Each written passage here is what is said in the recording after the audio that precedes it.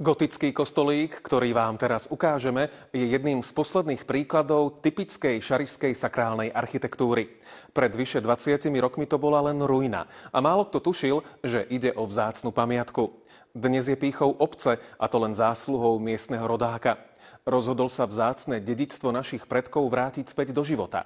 Príbeh obnovy, na ktorej sa podieľali aj miestni remeselníci, je dôkazom toho, že keď sa chce, dá sa všetko.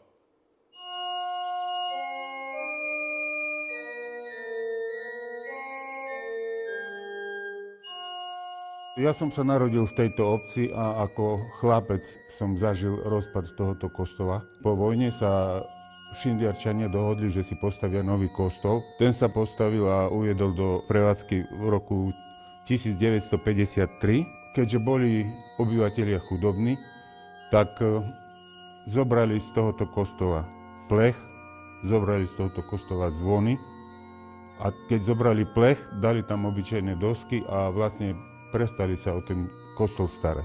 Časť interiéru sa podarilo zachrániť a umiestniť do múzeí. Napríklad renesančný oltár zo 17.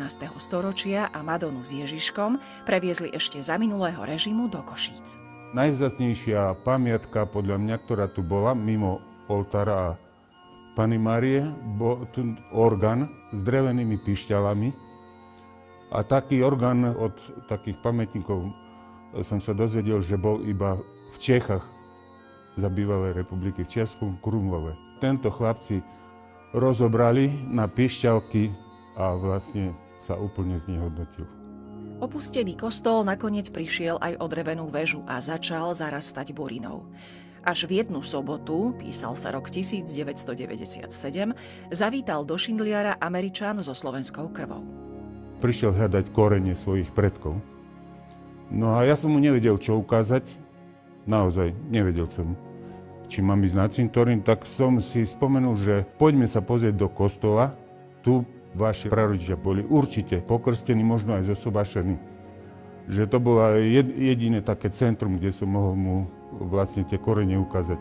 Urobili sme si fotografiu a ja keď som si pozrel tú fotografiu, že vlastne toto niekedy bol Boží dom a dneska je to ruina, tak dostal som také vnúknutie, alebo takú myšlienku, alebo také výčitky vo svedomí, že čo sa to vlastne deje, ako sme mohli také niečo dopustiť.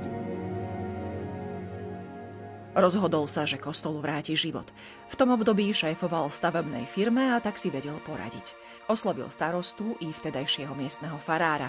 Požiadali pamiatkárov o stanovisko a vypracovali projekt. Potom išla žiadosť, na ktorú prišlo presne 1 milión slovenských korún. A za ten 1 milión slovenských korún to miestni ľudia, tesári, murári, toto všetko zvládli. Tá čistá práca trvala od roku 2000 do 2005. Keď sme tento chrám dokončili, tak sme chceli aj tieto dôležité interiérové časti tu dostať, čo sa nám aj úplne v pohode podarilo. Keď sa chce, tak sa dá.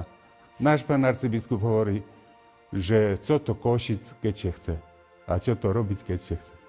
Na svoje miesto sa už vrátil hlavný oltár. Jeden epitaf na pamiatku zomrelého donátora je vystavený v Historickom múzeu na Bratislavskom hrade. Vzácna socha Madony s Ježiškom zatiaľ ostáva v novom šindliarskom chráme.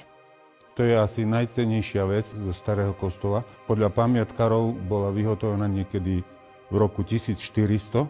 Bola v takom dezolátnom stave. Našli sme si akademického sochára z Bardejova, pán architekt Kutny, tak on nám túto sochu zreštauroval do tejto nádhernej podoby. No a aby sa neničila, tak aby veriaci mali stále na očiach, aj k nej sa modlili, tak k Pannej Márii, tak vlastne preto je tu. Vysvetiť tento chrám prišiel pán arcibiskup Alojz Tkáč a mňa vtedy veľmi potešilo to, že keď vystúpil v kázni vo veľkom kostole, tak hovoril Šindliarčanom, že mal som 8 možností, kde som dnešný deň mohol ísť. Ale som prišiel tu, pretože veľmi si vážim toto dielo. Ranogotická národná kultúrna pamiatka patrí medzi to čo šarišský región ponúka. Kostolík sa zatiaľ nevyužíva na pravidelné liturgické účely, no plány sú. Zásnuby by sa tu mohli konať s duchovným otcom Lukášom Poklembom, ktorý je ako nádherný človek a kňaz, tak on má taký úmysel, že mohli by sa tu konať rómske omše.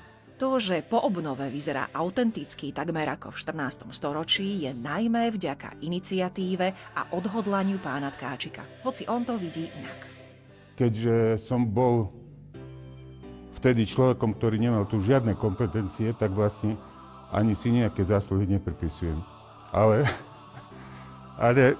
ľudia, s ktorými som sa stretol a ktorým som hovoril, že trebalo by s tým niečo robiť, tak tí boli úžasní. Škoda, že múry zachráneného kostola nevedia rozprávať príbehy, ktoré zažili.